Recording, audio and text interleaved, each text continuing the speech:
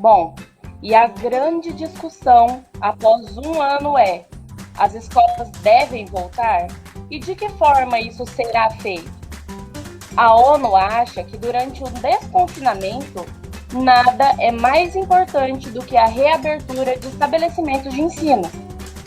A diretora do Unicef, o Fundo das Nações Unidas para a Infância, argumenta que escolas fechadas por muito tempo têm um impacto devastador. As crianças ficam mais expostas à violência física e emocional, vulneráveis ao trabalho infantil e aos abusos de forma geral. Henrietta Fore acha que fica mais difícil quebrar o ciclo da pobreza. A diretora-geral da Unesco, a Organização da ONU para Educação, Ciência e Cultura, não muda uma vírgula do discurso. Audrey Azoulay acha que a saúde precisa, agora, ter mais espaço no currículo escolar. O novo coronavírus forçou os professores a repensarem as suas formações. As escolas precisam investir em novas formas de aprendizado. O Unicef afirma que quase 500 milhões de crianças não tiveram nenhuma forma de ensino à distância.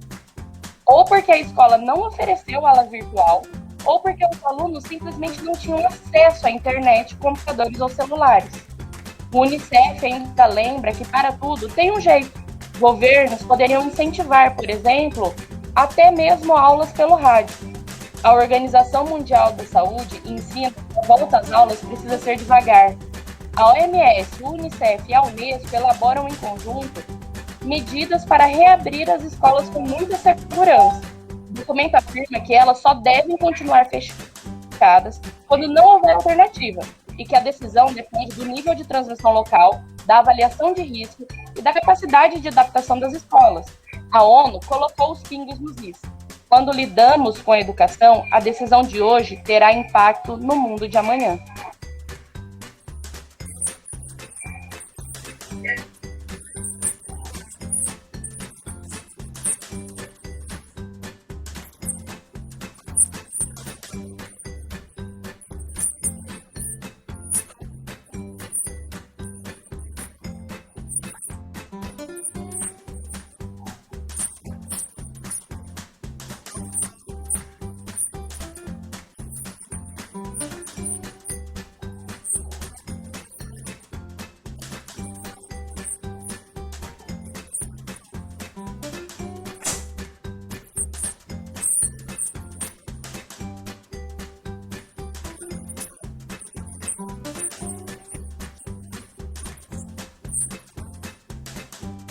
Boa noite, pessoal, meus queridos ouvintes. O meu nome é Bárbara, eu sou bacharel em Direito e moro em Maringá, no Paraná.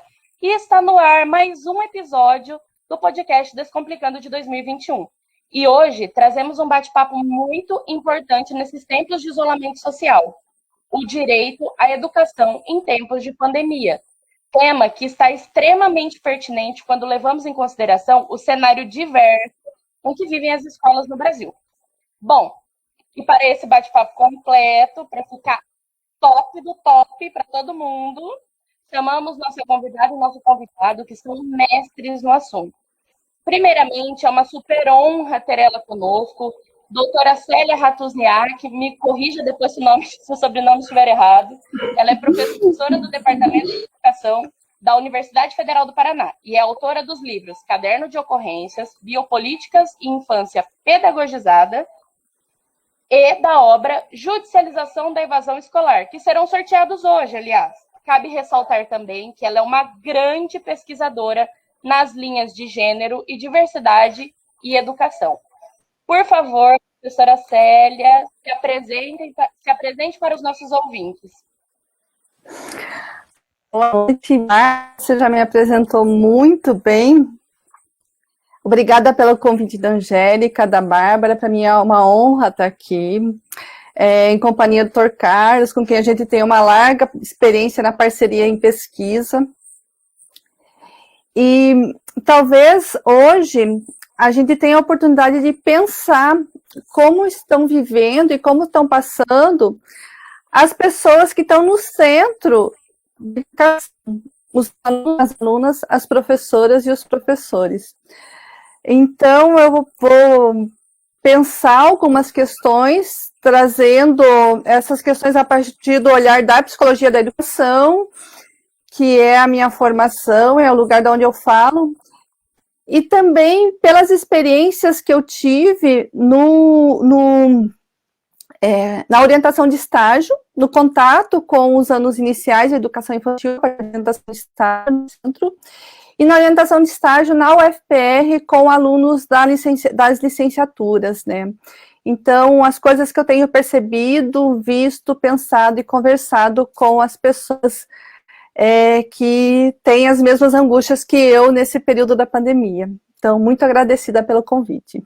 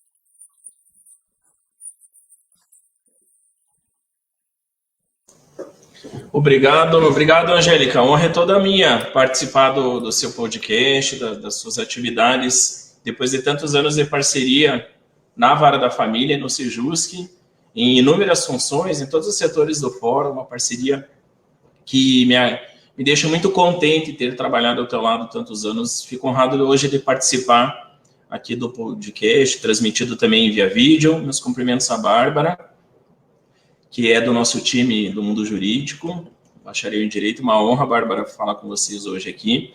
E a professora Célia, nossa grande parceira, que foi a primeira pesquisadora, estudiosa, professora, que nos procurou e falou: eu quero fazer uma pesquisa sobre o que vocês fazem.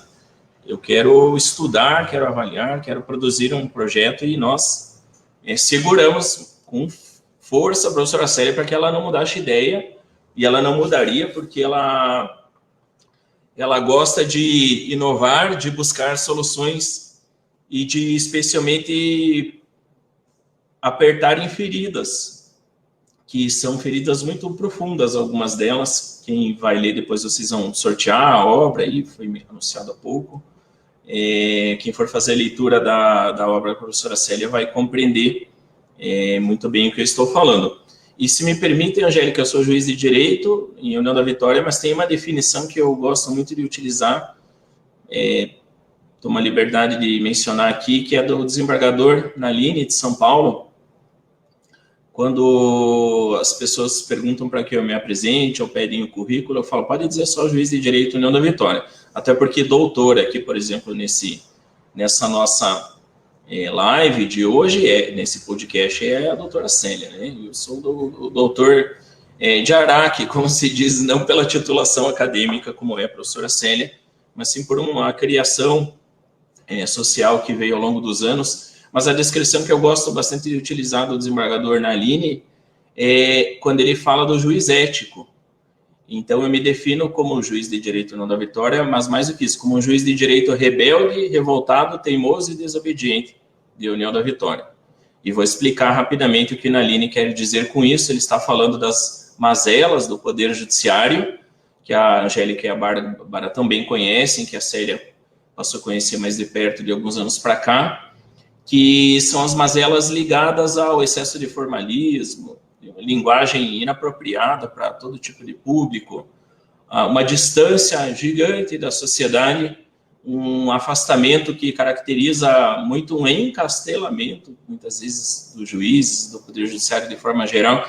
Enfim, o problema da demora, todos esses problemas que todos nós, lamentavelmente, conhecemos e não vemos muita mudança no dia a dia.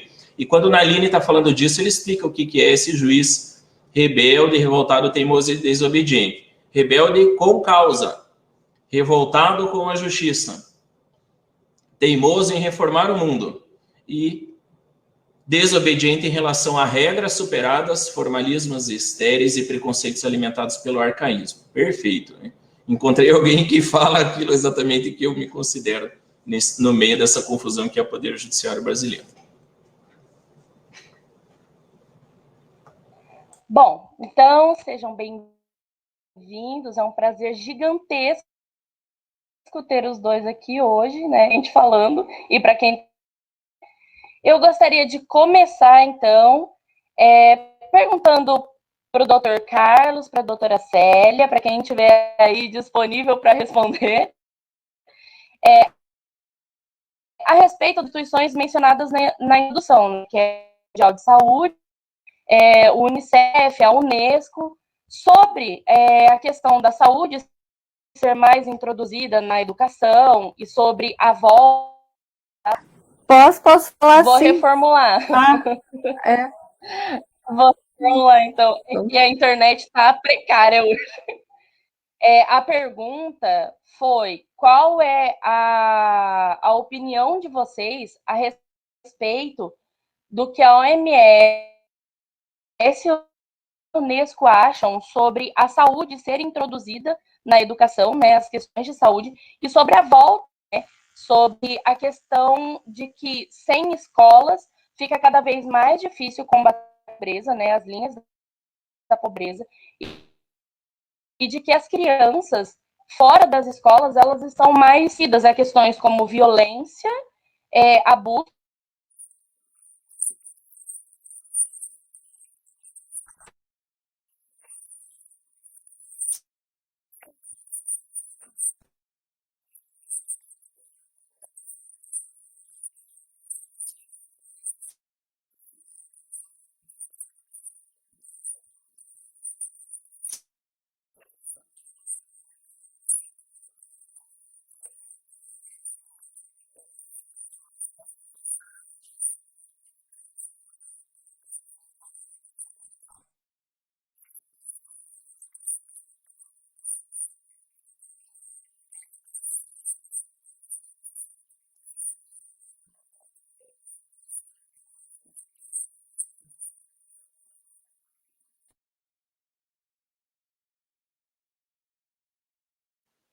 Posso começar? Então, primeiro, eu gostaria de chamar a atenção para uma palavra que vocês mencionaram, que é desconfinamento, né? E quando acontece o desconfinamento acontece durante uma pandemia quando ela está controlada e quando o índice de propagação do vírus vai diminuindo, o que não está acontecendo no Brasil. Então, essa situação de desconfinamento, ela não cabe no Brasil, né? A gente está numa situação de expansão da pandemia. Então, primeiro a gente teria que pensar em controlar essa expansão, né, em adotar medidas sanitárias que fossem efetivas nesse controle, em pensar na imunização da população, depois pensar no desconfinamento e depois pensar na abertura das escolas, né.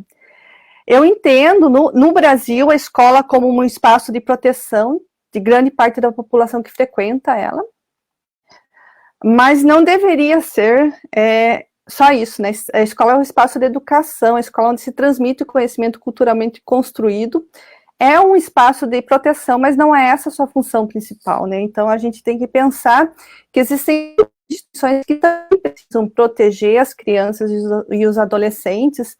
Recentemente, eu fiz um trabalho, a gente elaborou um texto com duas pessoas do Amazonas, uma professora da Universidade Estadual do Amazonas e uma trabalhadora da epidemiologia, sobre as infâncias, como as infâncias estavam atravessando a pandemia no Amazonas, né? E o que a gente constatou foi um não atendimento aos direitos mínimos dessas crianças, falando que são crianças refugiadas, crianças indígenas, crianças moradoras das periferias do Amazonas, e a gente entende que se talvez elas tivessem a possibilidade de frequentar as escolas, talvez elas estariam mais protegidas, pelo menos se alimentando.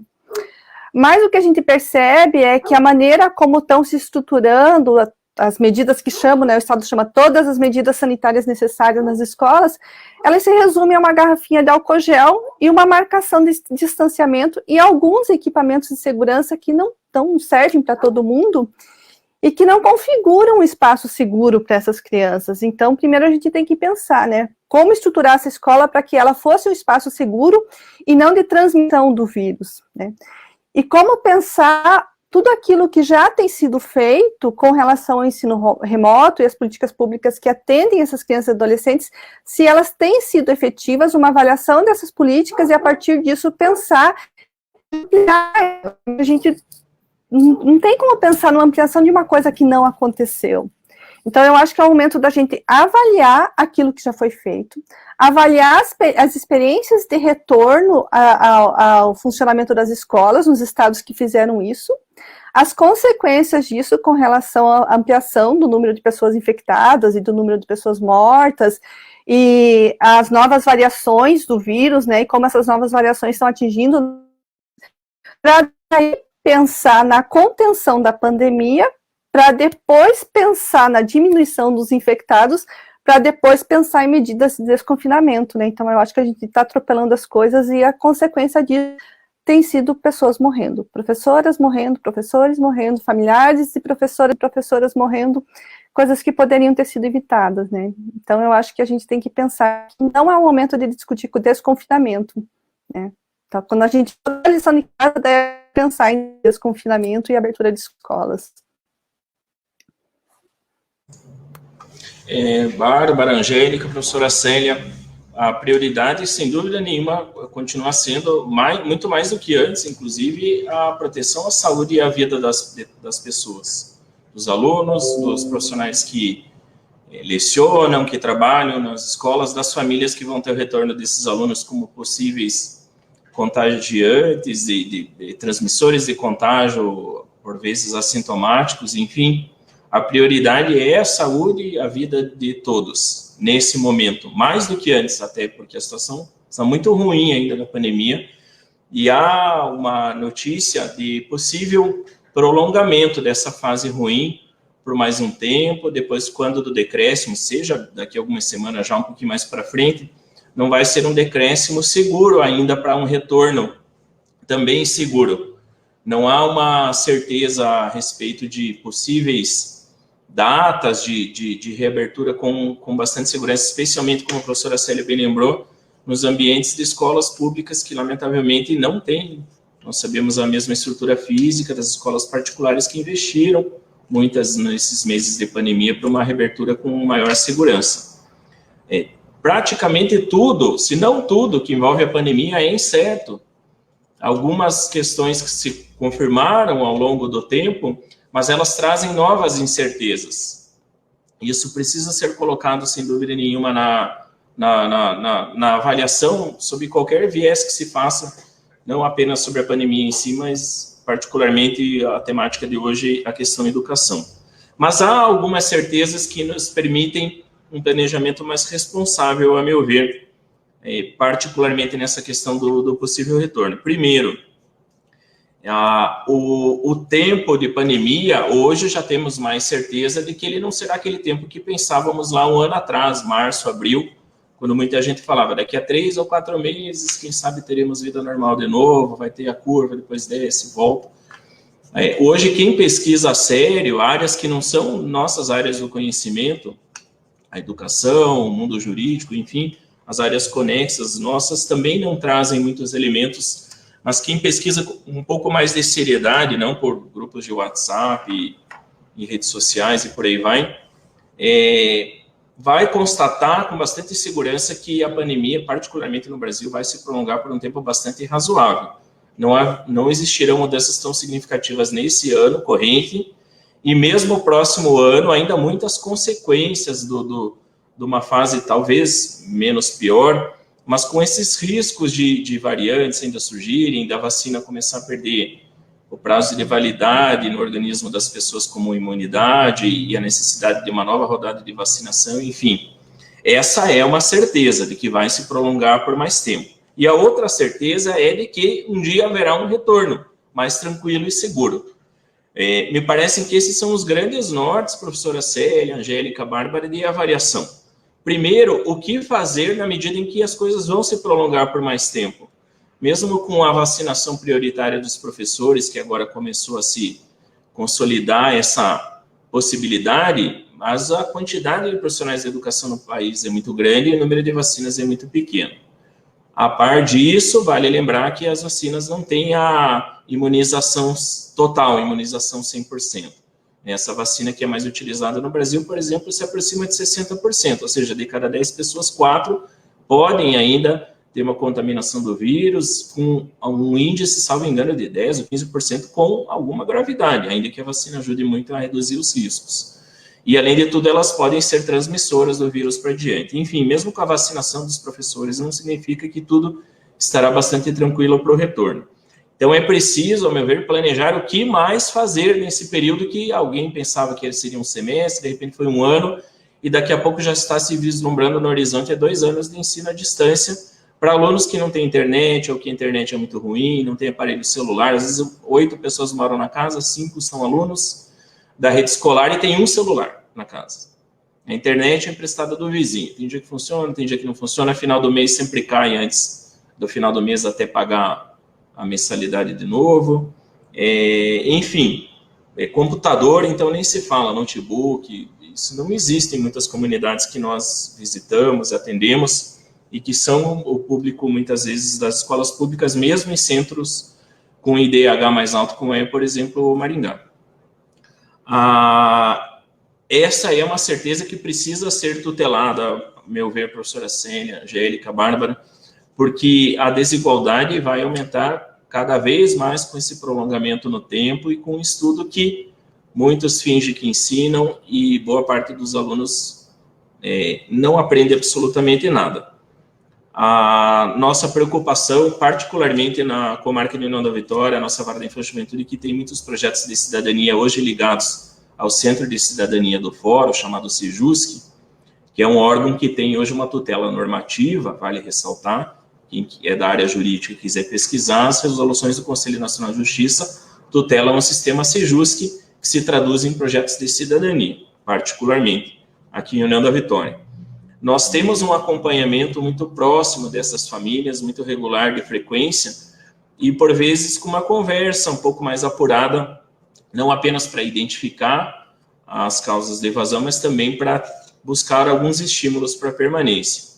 Isso é muito mais difícil de fazer ao longo de uma pandemia. Temos muito mais dificuldade porque não podemos reunir grupos de pessoas, de pais, de alunos, e mesmo os atendimentos individuais, eles são muito mais inseguros, por um lado, por causa da pandemia, mais dificultados, muitas vezes, porque as pessoas preferem, por vezes, por receio, não sair de casa quando é ofertado esse tipo de atendimento. E nós sabemos que as violências e todas as mazelas causadoras, outras mazelas também causadoras da evasão escolar, continuam acontecendo num ambiente de sociedade em que os alunos sequer estão indo para a escola, onde muitas vezes era o respiro de trazer algum alento para salvaguardar alunos, alunas, crianças e adolescentes de violências que sofriam. E para não alongar demais a resposta, finalizando, a segunda certeza, vai terminar em algum momento. Toda a pandemia que já existiu, mesmo quando a medicina era bem pior, e o negacionismo talvez não seja muito diferente de hoje do que foi lá muito tempo atrás, mas toda a pandemia terminou. E com o fim da pandemia existirá lá na frente um retorno. E esse retorno pode ser programado de maneira muito cuidadosa em vários aspectos, particularmente, por exemplo, da maior individualização dos atendimentos, das avaliações, não apenas pedagógicas, mas também sociais, de cuidados de saúde mental daqueles que irão retornar, independente da idade que for. E isso pode, e a meu ver, deve ser planejado com muito mais cuidado, mais atenção, na medida em que vai exigir uma formatação de atendimento diferente do que sempre foi o sistema de ensino, sob pena de produzir um aumento ainda mais grave de abandono, de evasão lá na frente, na medida em que as individualidades não sejam atendidas pelo sistema de ensino. É claro que tudo isso aí, nós temos hoje aqui a professora Célia, que é especialista, a Angélica é professora já há muitos anos, a Bárbara, eu sei que é estudiosa do assunto também, cabem àqueles que se debruçam sobre a educação de forma geral e muitas particularidades envolvidas, partindo dessas premissas que são já, sem dúvida, talvez as poucas certezas que temos no meio desse caos que vivemos na pandemia, caminhar por esses dois formatos de planejamento. O que fazer no hoje, porque só jogar a aula lá na TV ou no Google Classroom, enfim, entregar o material impresso de vez em quando, nós sabemos que é muito pouco, quase nada, porque seria necessário para não promover um aumento de desigualdades, e um planejamento muito qualificado lá na frente, quando do retorno.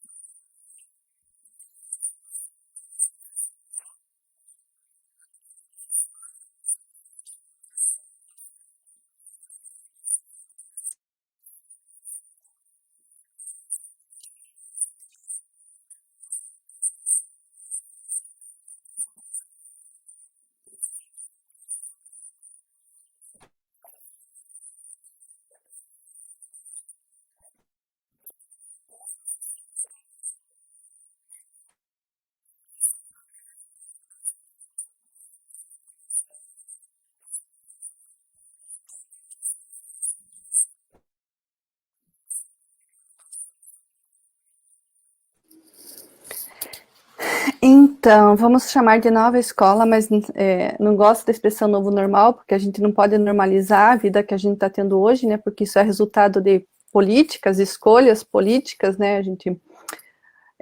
não é todo o país que está na condição que a gente está, né, então eu acho que não é um normal, é uma situação anormal, né. Mas essa nova escola, eu vou falar da escola que existe hoje, que funciona a partir do ensino remoto, né? O que a experiência e o contato com professoras, professores e alunas têm me mostrado. Né? Eu com algumas professoras de educação básica, e o que eu tenho percebido é um crescimento no volume de trabalho dessas pessoas, um crescimento nas doenças que essas pessoas já tinham e se agravaram e que foram adquirindo ao longo desse ano de ensino remoto, e muitas delas resultados da incerteza com relação à sua segurança e da sua profissão, pensando ano passado o que aconteceu com a situação dos PSS e toda aquela incerteza que foi se arrastando até fevereiro, março, pensando nos professores com relação à reconstituição de carga horária, distribuição de turmas. Então, no Paraná, o retorno remoto, depois não seria mais remoto, então são todas situações que vão gerando angústia e que vão provocando o adoecimento, tanto físico quanto emocional dessas pessoas. Os alunos não têm sido diferente, porque eles estão dentro desse espaço. Eu trabalho com os cursos de licenciatura. Então, tudo o que acontece com relação à experiência de professores e à profissão de professores reverbera na condição desses alunos e dessas alunas das licenciaturas, né? Eu trabalhei com estágio nos anos iniciais, e aí a gente pensou em toda uma forma de acompanhar essas atividades fornecidas das escolas para as crianças, e eu me deparei com algumas coisas que eu nunca tinha pensado que poderiam acontecer. Que são coisas que parece que não são tão sérias, mas são, e que elas vão acentuando as desigualdades. Então, vou dar um exemplo para vocês. No acompanhamento de estágio, as atividades eram passadas por grupo de WhatsApp. Então, a professora mandava uma mensagem de manhã, e ela encaminhava as atividades, e as crianças faziam as atividades durante o dia, e as atividades, que eram uma foto, um áudio, alguma coisa assim. Com o decorrer disso, as mães, as famílias, as pessoas da família deixaram de postar essa atividade feita. E a gente ficou muito curioso, por que não se fazia mais isso? Porque nessa atividade, na forma de se fazer essa atividade, existia uma comparação dentro do grupo. Então, aquilo que a família julgava que não estava bem feito, não estava de acordo, que não tinha se entendido como era para fazer, deixou de ser postado, né? Isso foi uma coisa que me chamou muito a atenção, né? No ensino superior, a gente também tem os nossos grupos de WhatsApp de alunos. E a gente poderia tirar, era um grupo para tirar dúvidas. O que a gente percebeu? Eles não tiravam dúvidas no grupo de WhatsApp. Eles mandavam mensagens no privado para tirar essas dúvidas. Ou a mesma lógica de ter um certo constrangimento por não saber as coisas, e uma coisa muito doida, porque a escola é um lugar de aprender as coisas, esse constrangimento por não saber as coisas, ele não era, ele foi ele foi aumentando ao ponto de que tanto as minhas alunas quanto os meus alunos me mandavam suas dúvidas no privado, quanto aqueles grupos de WhatsApp que as nossas alunas acompanhavam no estágio, e mandavam da professora no privado, né? Então, existia essa comparação. Isso quer dizer que o ensino remoto produziu essa desigualdade? Não. Ela já existia, mas ela está escancarando essas diferenças e às vezes a gente fica forçando eles a participar dessas situações e demarcando essas diferenças. Então, olhar para a forma como a gente está organizando essa atividade, o que querem dizer para a gente. Um aluno meu fez uma atividade de estágio e ele está acompanhando uma professora de ensino médio, no ensino remoto. E essa professora tem feito várias tentativas de trazer os alunos para as aulas do Meet. E aí ele precisava desenvolver uma atividade por conta do tipo de estágio que ele fazia e organizou uma atividade para fazer com o Meet. De uma turma inteira, 3 alunos participaram, né? E ele super frustrado, porque só 3 alunos, e foi conversar com a professora.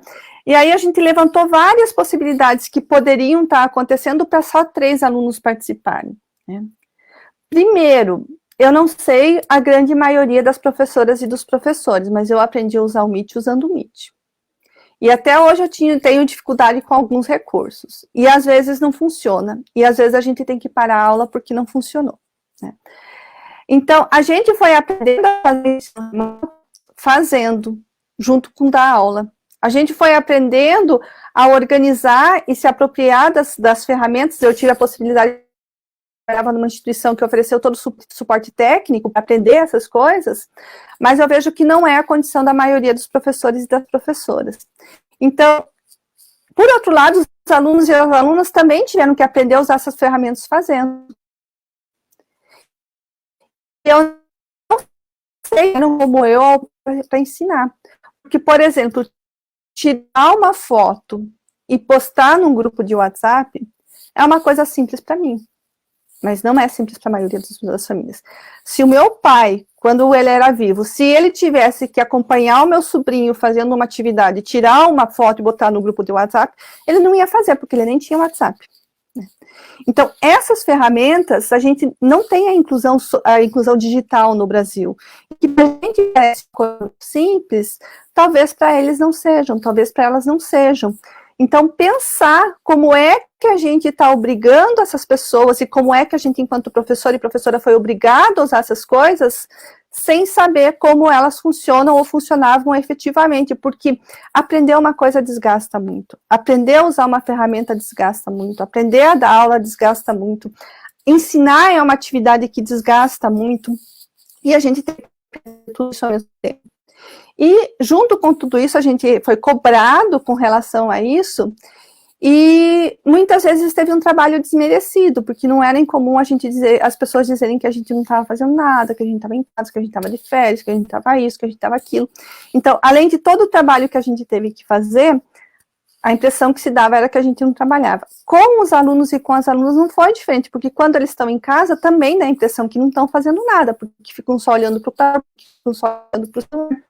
E junto com o estudar, começou a aparecer tarefas para serem feitas em casa, né? E as mulheres, elas e as meninas, eu acredito que elas estão mais prejudicadas nessa situação porque elas tiveram que cuidar.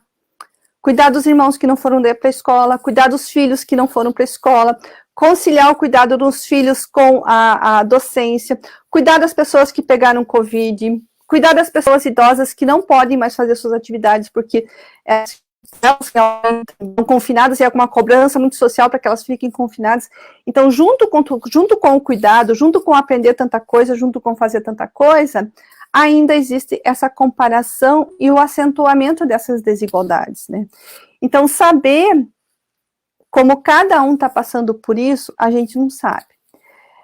Só que a gente não sabe, eu acho que está caindo minha internet, mas a gente não sabe, acho que não é um grande problema, é um grande problema a gente achar que sabe.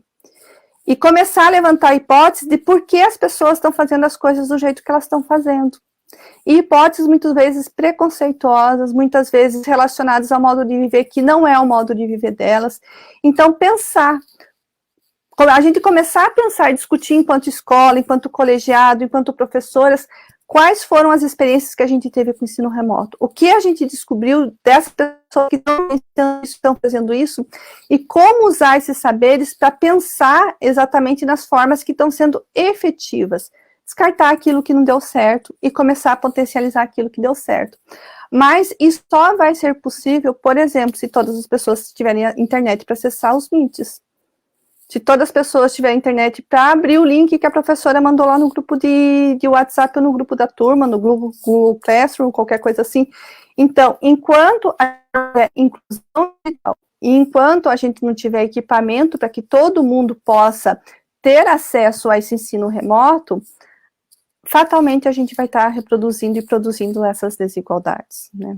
E vai ter que lidar com isso e pensar em formas de minimizar isso. Como o Dr. Carlos falou, vai chegar um ponto que a gente vai ter segurança para voltar.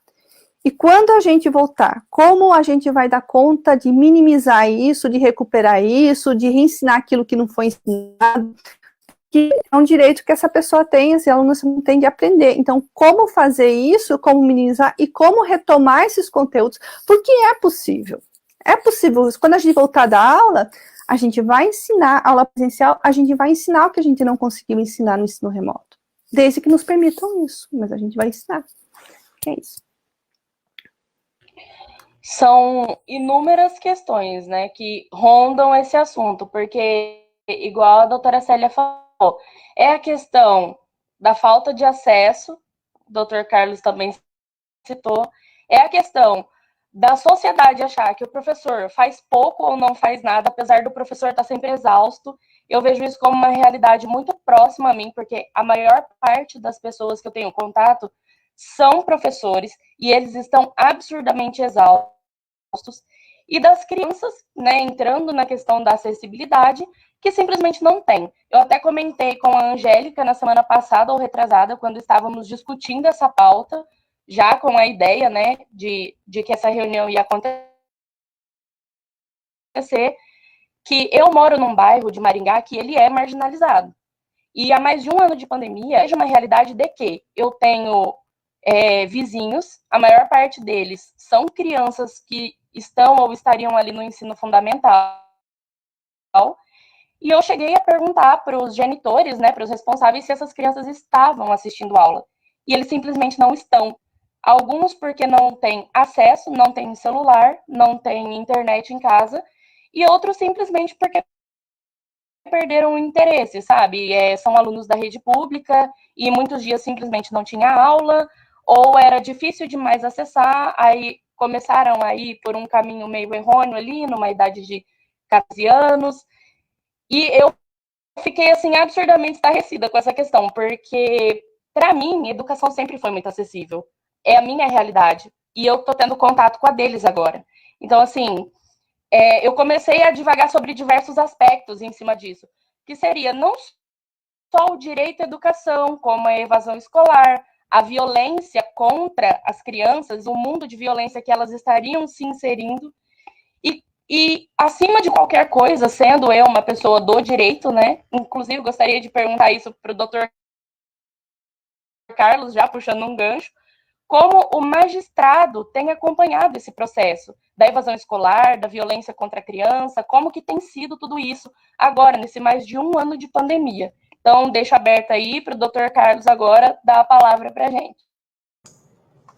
É importante reforçar que no nosso viés e no nosso formato de atendimento de serviço de justiça, tanto no aspecto de judicializações, da existência de processos judiciais, quanto nos projetos de cidadania que exercemos, que são ou pré-judiciais ou extrajudiciais, né, algo que nem sequer vai se transformar em processo, que há essa constatação também da questão de saúde mental que a professora Célia trouxe e foi ratificado por vocês nos questionamentos de saúde mental dos educadores, enfim. E aí, repasso isso para quem nos assiste, para que faça reflexão, como o questionamento, não como uma resposta. Não seria o caso, eventualmente, de concentrar esforços numa redução de atividades e tarefas extremamente extenuantes para as quais ninguém estava acostumado, ou quase ninguém estava acostumado até então, para que se focassem em questões outras de atendimento, inclusive de exercício da cidadania mesmo, e de atendimento social dessas famílias, não sem olvidar que é também, direta e indiretamente, um papel promovido pelo ambiente escolar, nas questões de socialização e de acolhimento, muitas vezes, de alunos que, vale destacar, muitas vezes a escola é o local onde eles vão ter a única refeição razoavelmente qualificada.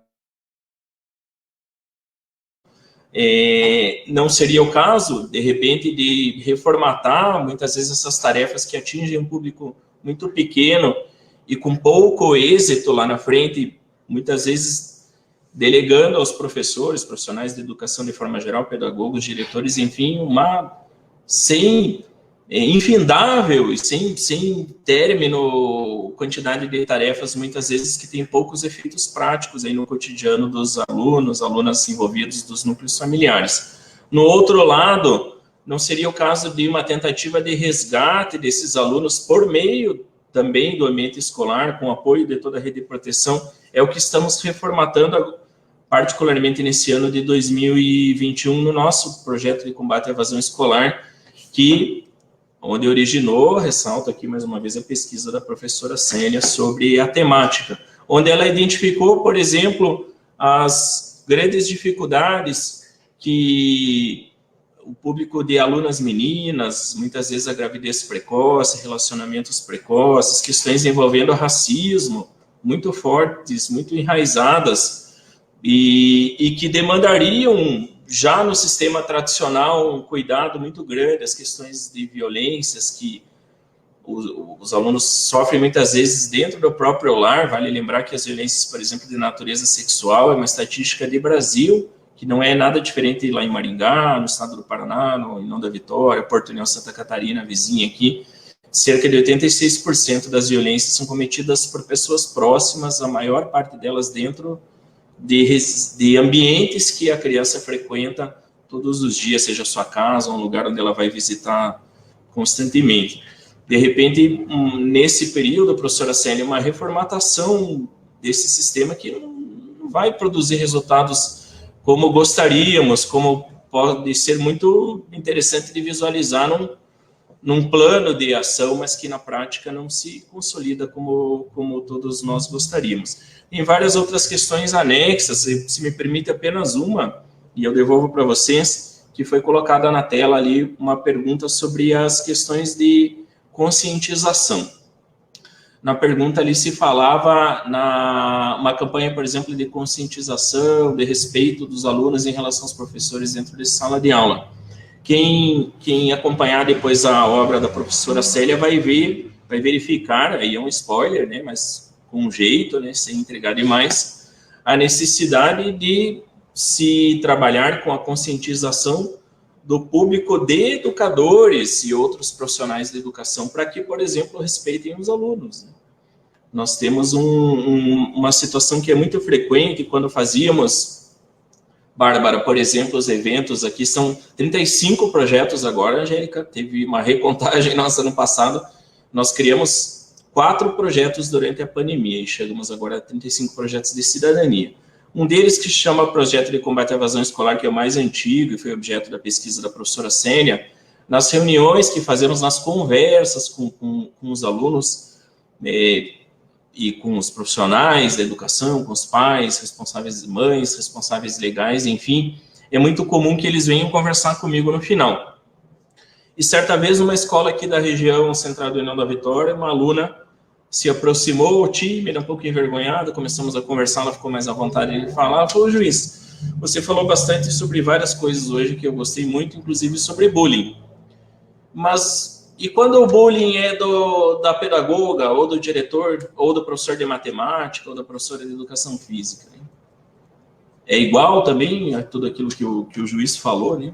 Isso aconteceu alguns anos atrás e reformatou a minha fala, tanto para o público de alunos, alunas, quanto para o público de professores e professoras, mas ainda depois de visualizar a entrega da pesquisa da professora Célia. Enfim, há uma necessidade de revaloração muitas vezes, e eu falo isso com um olhar de dentro, porque nós estamos trabalhando junto com as escolas há mais de uma década, mas é alguém que não é da educação, alguém que nesse viés científico ou de cotidiano de trabalho olha com o viés jurídico e de como as coisas chegam no judiciário e como formatamos de atendimento preventivo. Esse trabalho de questão, inclusive de relação interpessoal, de empatia, enfim, de questões de gênero e tantas outras temáticas de extrema importância que muitas vezes são sonegadas no sistema tradicional de ensino pré-pandemia e que vão ser ainda mais necessárias no pós-pandemia, quando do retorno das aulas presenciais.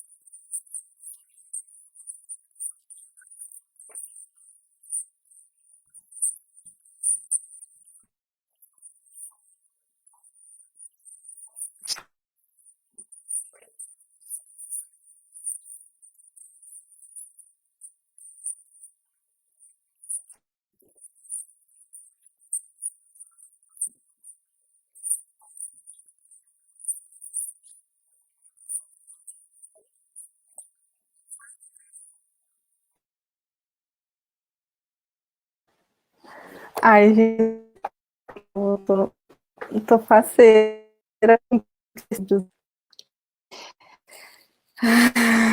Vamos ver, tem uma pergunta ali, né?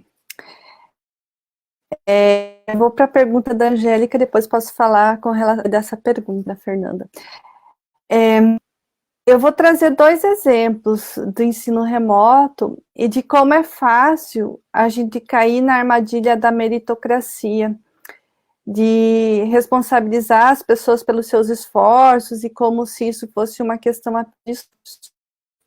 Malé, ficou muito famosa uma reportagem de um menino que caminhava, ia até um determinado lugar para poder acessar o Wi-Fi, e aí o pai dele, para ele ter um pouquinho mais de conforto, porque aqui é muito frio, chove, venta, acontece de tudo no mesmo dia, né, construiu uma cabaninha de plástico para esse menino, né. Eu vou projetar aqui a imagem, a foto que apareceu desse menino, a gente pensar. Tá aqui. Esse menino aqui, né. Primeiro, isso é uma precarização, não é nem de saco que o pai dele construiu a cabaninha, né. Isso não é um exemplo de superação. Isso é um exemplo de ausência de direito, né, porque ele assistia a aula nessas condições, ficar sentado nesse banquinho, nessa mesinha que essa família fez, usando todo o seu conhecimento e todos os seus recursos para que ele tivesse um pouquinho mais de conforto, mostra como cada um está se arranjando para escapar da exclusão social, né? Então, a gente tem que pensar que essas pessoas que fazem isso, não é porque se todo mundo fizer isso, vai ter acesso e o problema vai estar resolvido. Essas pessoas estão mostrando para a gente que é muito difícil ter o acesso para poder participar dessas aulas, né? E o segundo exemplo de como a gente, enquanto professor ou professora, a gente mesmo estudando, mesmo tentando se desconstruir, a gente ainda cai nessa armadilha do desinteresse, porque a gente passa uma vida inteira ouvindo as pessoas e a gente chamando esses alunos e essas alunas de desinteressados. Então, eu ministrava uma disciplina da FR, de educação, e precisava fazer 2 atividades avaliativas, uma no começo e uma no final. E das pessoas que fizeram a primeira atividade avaliativa, 2 pessoas entregaram a segunda. Uma menina, que era a única menina da turma, e a gente discutia a produção da desigualdade na carreira acadêmica, e ela participava das aulas. Como ela era a única menina, era muito fácil de identificar que ela participava das aulas, né? Eu mandei um e-mail para ela, muito bom, né? Então eu mandei um e-mail para ela e combinei que eu fecharia a média, acrescentando a nota que faltava com a participação. E o outro menino, eu lembrava dele em uma aula, era um menino jovem, né? Ele abriu a câmera, participou, falou alguma coisa mais, e não entregou a segunda atividade avaliativa. E eu mandei um e-mail para ele, um dia antes de fechar a nota, o prazo já tinha encerrado, perguntando, né, o que tinha acontecido e se ele tinha alguma justificativa, pensar na possibilidade de fazer o trabalho dele. E ele me respondeu o seguinte, que ele também era professor de inglês, e que o pai e a mãe dele estavam desempregados e eram da população de risco, e ele teve que ampliar muito o número das aulas que ele tinha de inglês na escola e de pessoas particulares para poder sustentar a casa. Esse menino era um menino que me parecia ser bem novinho, provavelmente uns 20 anos, né? Que agradecia muito o meu contato, mas ele não achava justo ele ter um tratamento diferenciado com relação às outras pessoas, né? Ele usou essa palavra, eu não acho justo. E eu já tinha outra menina me falar que não achava justo quando eu contatei ela por conta de atraso em entrega de atividade avaliativa. E aí, isso era na sexta-feira de noite, eu precisava fechar essas notas até sábado. E aí eu fiquei pensando, né? E ele dizendo que ele já fazia 6 anos que ele fazia o curso, um curso de 4 anos já fazia 6 anos, ele não sabia se ia terminar. Aí eu respondi de maneira muito impulsiva, nem pensei no que eu escrevi, assim, eu disse, olha, a justiça é um conceito que vai se construindo nas relações. Não existe um conceito de justiça único para todo mundo. E eu fiz uma proposta para ele, eu disse, olha, eu fecho a tua média, se você se comprometer a assistir as aulas que estão postadas lá no FPR virtual, e fazer, e ler os textos, e a gente marca para conversar sobre as... Não, eu nem falei que a gente marcava para conversar, eu falei para ele assistir as aulas e ler os textos.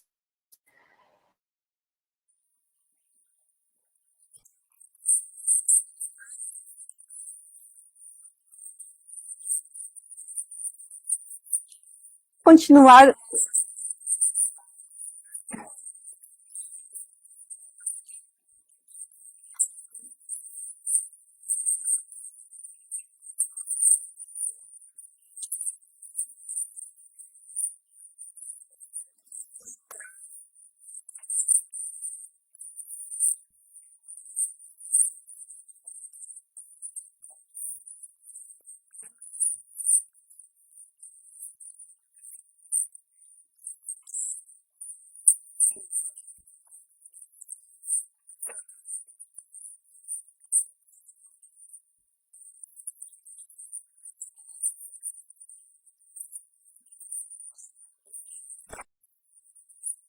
Disse que nunca o conceito de justiça tinha sido discutido no curso, nesse conceito de justiça.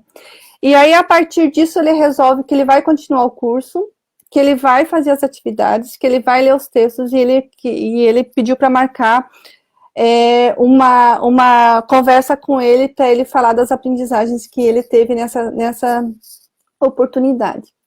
Eu confesso para vocês que quando eu fui lançar a nota na sexta-feira à noite, cansada, eu mandei aquele e-mail por desencargo de consciência, porque eu achei... Porque a ideia do desinteresse, como essa ideia do desinteresse, ela gruda na gente, porque é um discurso que foi feito para a gente responsabilizar os alunos e as alunas pelo seu fracasso escolar, pelo seu desempenho escolar. Né? E como ela gruda de uma maneira tão fácil, é muito fácil a gente reproduzir ela. Né? Então, pensar nessa questão da pandemia, pensar no ensino remoto, pensar nesse modelo, de uma maneira muito estratégica, é planejar como isso vai ser feito em cada escola. Na universidade, a gente tem a possibilidade de, por departamento, organizar como vão ser essas disciplinas. Então, por exemplo, na disciplina que eu vou ministrar agora, a gente tem 15 semanas de aula. Nessas 15 semanas, eu posso pensar quantas aulas eu vou dar online e quantas atividades eles vão fazer que eu vou deixar postada lá no Moodle. Qual é a nossa conta para fazer isso? O tempo de tolerância que a gente tem para olhar para uma tela de computador. O que a gente já percebeu nos outros semestres. Então, a cada semestre, a gente está reavaliando a possibilidade de melhorar essa questão do ensino remoto. Eu acho que uma saída é cada escola fazer isso, mas a escola tem que ter autonomia para pensar e definir isso. Como o Dr. Carlos falou, 5 aulas síncronas num dia não é produtivo, não é. A gente pensar numa maneira. A LDB ela não diz que tem que ter 5 aulas e 50 minutos por dia, ela dá a carga horária de cada disciplina. Então, a escola tem autonomia para pensar como organizar isso. Mas não está sendo dada essa autonomia para a escola pensar. Então, uma saída para organizar isso é o planejamento, mas também é preciso dar autonomia para as escolas e para os professores e para as professoras fazerem esse planejamento, né? Bom, pegando um gancho, né, assim, do que a doutora Célia falou, sobre aula presencial, aula remota, né, eu gostaria de fazer uma pergunta minha para o Dr. Carlos, que essa oportunidade, assim, eu tenho que aproveitar. Bom, nós já estamos vivendo pouco mais de um ano de pandemia aqui no Brasil, né? E nos últimos meses, nós tivemos novamente uma alta no número de casos, né, de infecção pelo vírus, inclusive casos de reinfecção. E estamos, infelizmente, batendo recorde de mortes por dia. Com essa nova onda da doença, retornaram as medidas de segurança, como o fechamento de centros comerciais, atendimentos não essenciais em geral, e as aulas que haviam retornado na forma presencial no começo de 2021, tiveram novamente que ser pausadas nesse modelo presencial. Houveram lugares, eu cito Maringá, por exemplo, em que escolas particulares reunidas e representadas por um sindicato entraram com uma demanda na justiça com a finalidade de conseguirem uma liminar que permitisse o seu funcionamento na forma presencial. Provavelmente no modelo híbrido, né, que estava acontecendo no ano passado. Liminar essa que foi concedida às escolas particulares, pelo menos aqui na cidade de Maringá. Vemos, então, a movimentação jurídica por trás de tudo isso, que é uma coisa que normalmente não se torna tão evidente para todo mundo. quanto agora, né, nos tempos de pandemia, porque já houveram movimentações similares lá no ano passado. Então, eu gostaria de pedir ao Dr. Carlos que, caso seja possível, claro, esclarecesse para os nossos ouvintes, que não são da área jurídica, de que se trata exatamente esses pedidos jurídicos e de que forma o sistema judiciário tem se movimentado quando o assunto é educação agora em tempos de pandemia.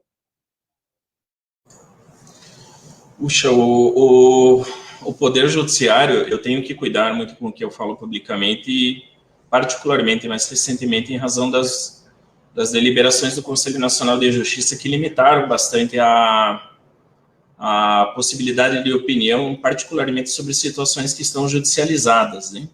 Claro que já havia uma recomendação, que não é exatamente uma recomendação, uma determinação na Lei Orgânica da Magistratura lá atrás. Então, vou falar aqui bastante em tese e um pouco mais superficialmente, talvez, do que a Bárbara gostaria. Não sem antes, Bárbara, se me permite, porque eu não posso esquecer de mencionar que nós temos um público muito qualificado nos assistindo. A professora Sandra Salente, da Unespar, publicou há pouco que EPEDIM, Profei, me perdoem se eu estou pronunciando errado, a disciplina de Educação Especial e Inclusão, todos estão assistindo a live. Meus cumprimentos à professora Sandra Salete, que é nossa grande e ilustre parceira de Unespar. Algumas questões não deveriam ser respondidas pela justiça. Não é o panorama ideal em tempos tão complexos e que há necessidade de uma avaliação muito cuidadosa de vários aspectos que envolvem esses retornos. Seria recomendável que o Poder Judiciário interferisse o mínimo possível em tais questões. Vale destacar que, coincidentemente, professora Célia, hoje, Bárbara, Angélica, eu li uma recomendação do Conselho Nacional de Justiça, da presidência do Conselho Nacional de Justiça, dizendo óbvio, mas por vezes os juízes e tribunais precisam ouvir o óbvio e atentar-se mais para isso. Em resumo, é um linguajar jurídico, não vou fazer a leitura aqui, mas recomenda o Conselho Nacional de Justiça, por meio da sua presidência, que os juízes tomem mais cautela, ou tomem a máxima cautela na avaliação de judicializações de questões essas, como, por exemplo, de determinação de retorno, de suspensão de atividades que retornaram e por aí vai.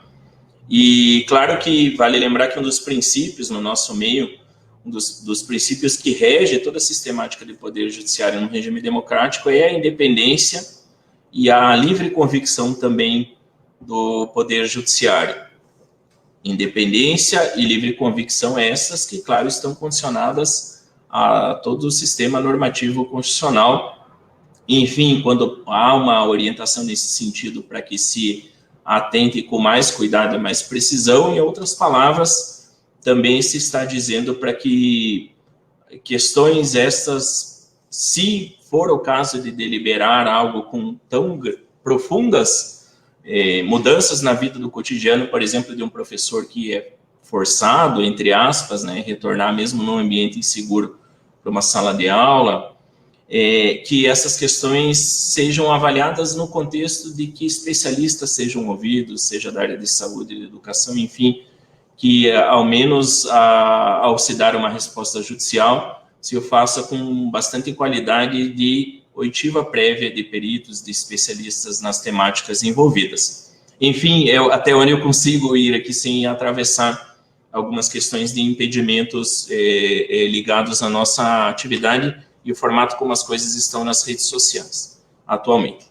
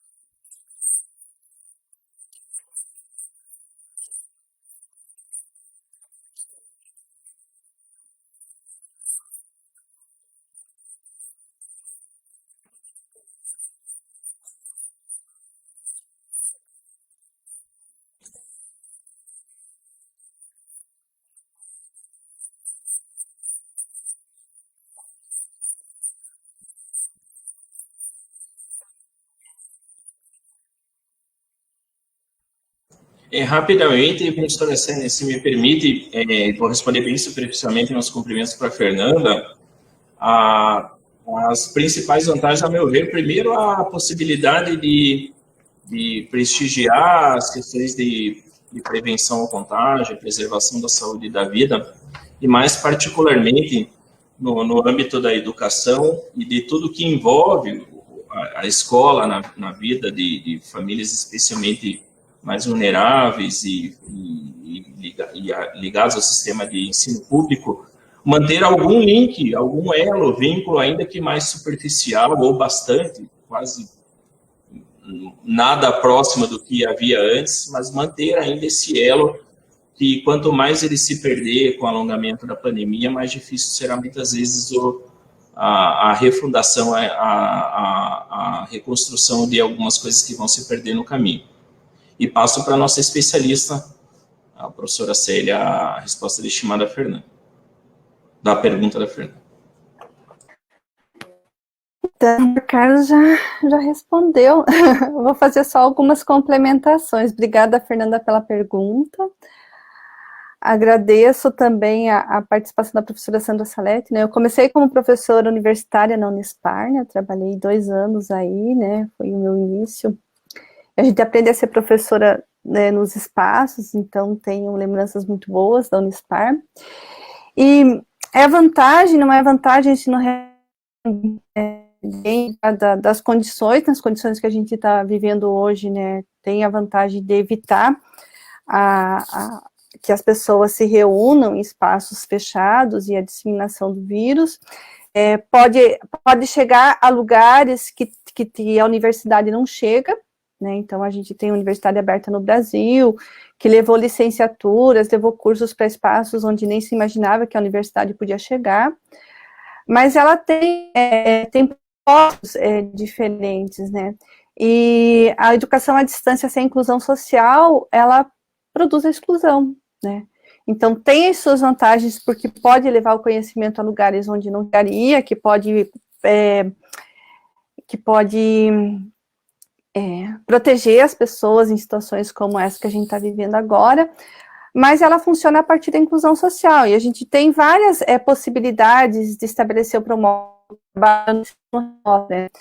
Então, tem pesquisas, tem trabalhos científicos, tem metodologias, métodos específicos para se trabalhar com ensino remoto, mas são coisas que precisam ser aprendidas, e a gente precisa ter a oportunidade de aprender a trabalhar com essas questões, né? Então, tem as suas vantagens e tem as suas desvantagens. Eu, particularmente, estou louca para voltar a trabalhar presencialmente, né?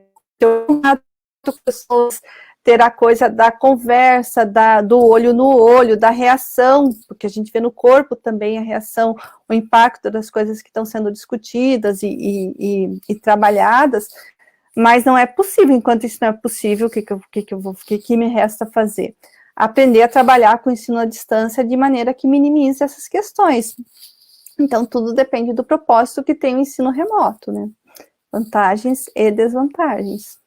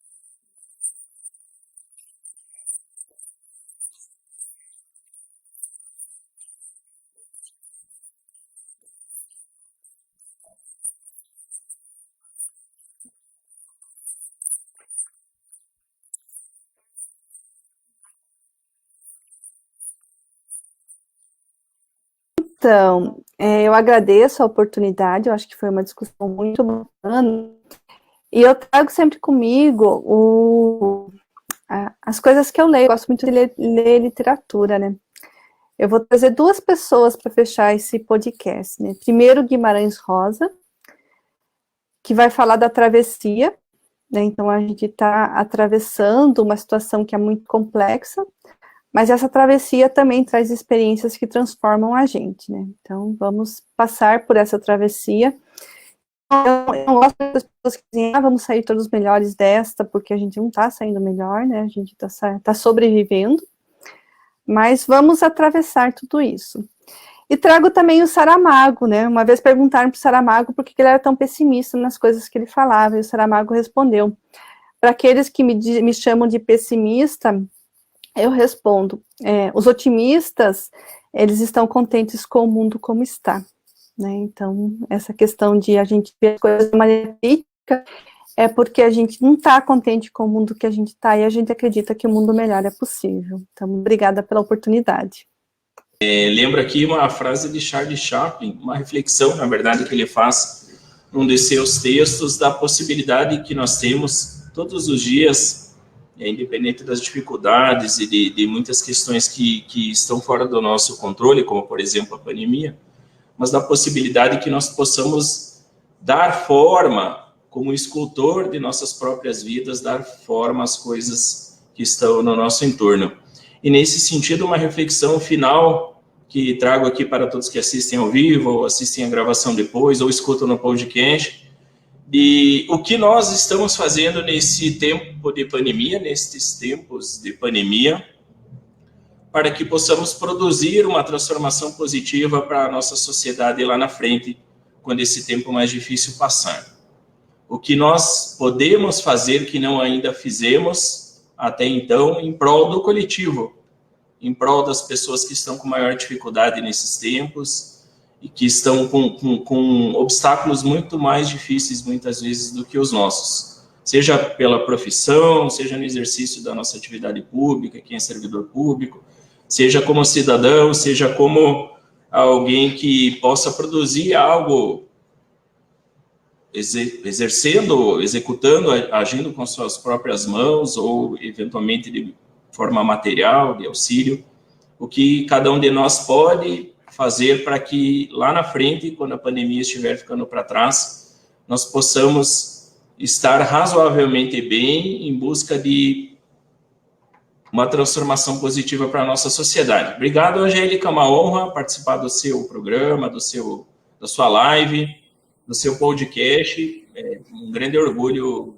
vê-la aí como um grande destaque no mundo jurídico e nas mídias sociais, agora em providências e situações como essa que estamos hoje aqui tendo a honra de participar. Parabéns à Bárbara pelas excelentes perguntas, pela condução e pela motivação de estar fazendo exatamente aquilo que eu perguntei há pouco, fazendo algo a mais aqui em prol das pessoas que estão nos acompanhando e que vão nos assistir depois. Obrigado, um ótimo fim de noite a todos.